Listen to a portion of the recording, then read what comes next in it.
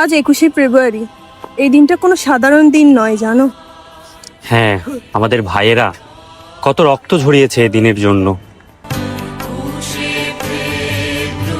1952 সালে বাংলা ভাষাকে রাষ্ট্রভাষা করার দাবিতে রাস্তায় নেমেছিল আমাদের ভাইয়েরা। তারা যে কত কিছু করেছে, কত রক্ত ঝরিয়েছে। সালাম, বরকত, রফিক, জব্বার, তারা তাদের বুকের রক্ত দিয়ে আমাদের ভাষার জন্য অধিকার লিখেছিলেন।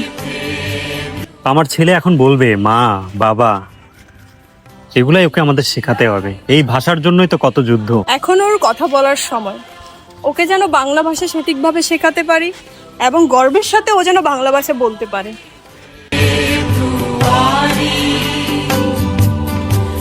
আমি কি ভুলিতে